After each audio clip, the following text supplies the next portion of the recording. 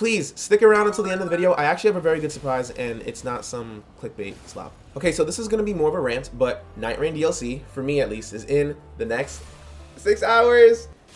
I wanted to lay out my biggest concern with Nightreign, and if it doesn't fix it, like, I'm not even like clickbaiting or exaggerating. If they don't address this, I actually don't see the game, despite the DLC dropping, going to last much longer, and we'll kind of get the same repeat of what we just experienced with that whole content drought that came with the Deep of Night. So if you guys want to see more content like this, subscribe. But my biggest concern with Nightreign is that because it's a roguelite, it really needs to have some sort of like challenges or unlockables you are incentivized to grind while you're playing the game.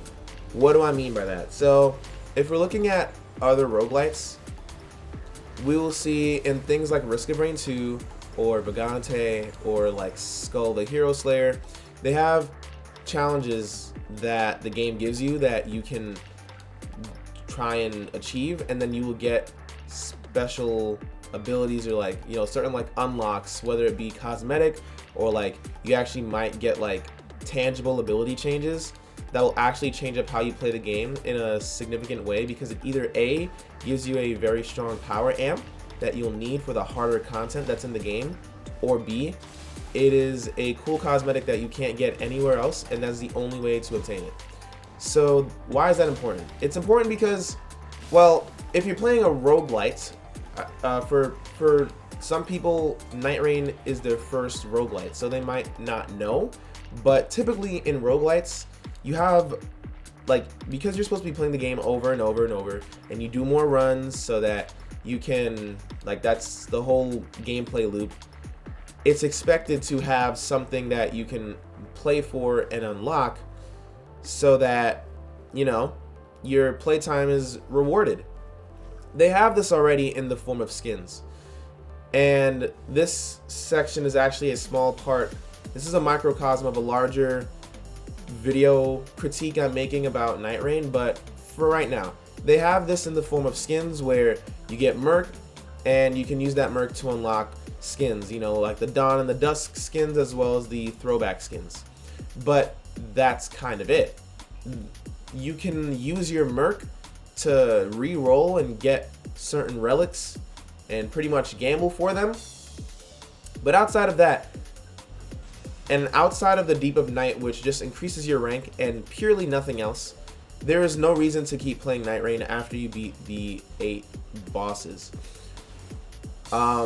So purely looking at it from a gameplay point, I don't see how it would hurt the game to have something like, oh, beat the game and you have to complete it with at least your starting weapon in your inventory, or like beat the game with no like weapon passives, and then you would unlock either a set relic, like how we were unlocking the Everdark relics, things that can give you like certain relic effects that you can't get anywhere else. So if you think of someone like Caligo's relic, how it increases like your physical negation, you can't have that on any other relic to my knowledge. So stuff like that would be cool.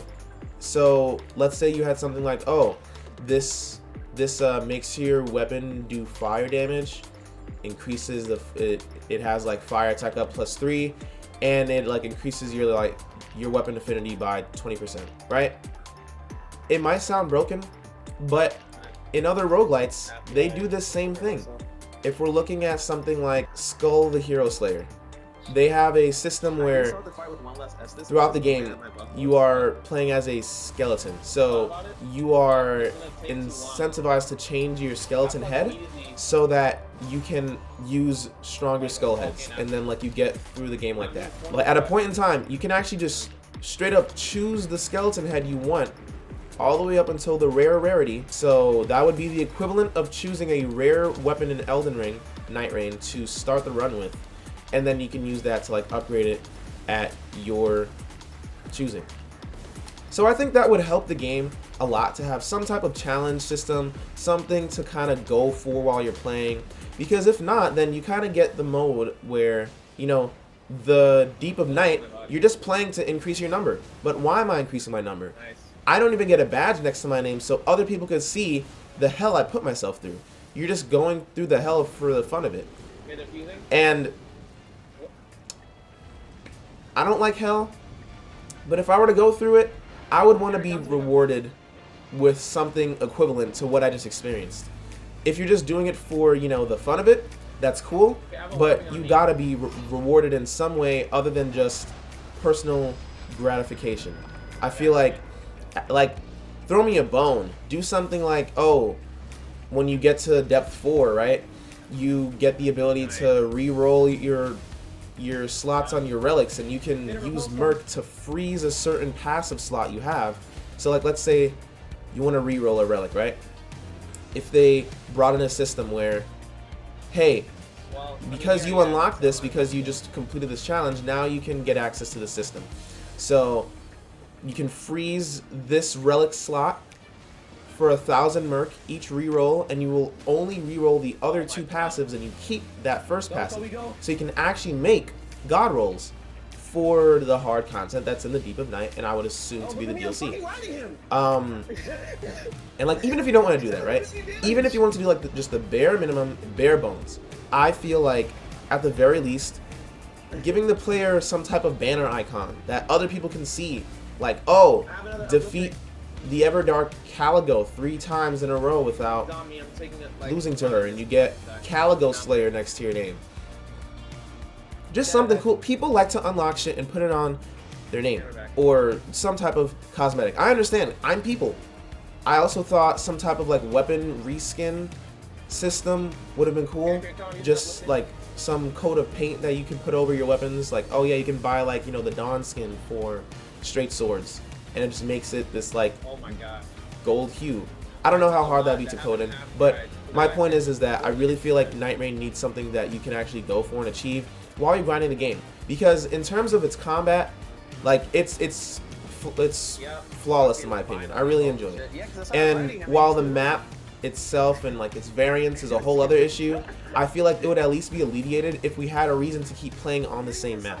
So we gotta have some type of challenge, some type of like progression, something players can strive for to unlock while they're playing the game. I really feel like that's Nightreign's biggest issue, being that it's a roguelite, and I don't know if the game developers are actually acknowledging it as such. I've seen it be labeled as a co-op action survival game by, I don't want to misquote, I don't know if it was Ishizaki, but I was reading interviews and I did see that. But regardless, this is a microcosm of a larger video, and if you guys enjoyed this and would like to see more content, please let me know. I haven't seen anything from the DLC, so I will be pleasantly surprised. Later on today, I will be going live with the game, playing with you guys in chat. So for the big reveal, I have made a new song. I intended to shadow drop it. Not too much of a shadow now, because you know about it. But it's inspired by Nightreign, but it is not directly like quoting and referencing it. In my opinion, this is my best song, and I would really appreciate if you guys could listen to it and give it feedback. Feel like it can fit with the themes of Nightreign while also being a standalone song. So let me know how you guys enjoy it. Subscribe and join the Discord in the description for help with the DLC content. And check out the merch store. We have clothes.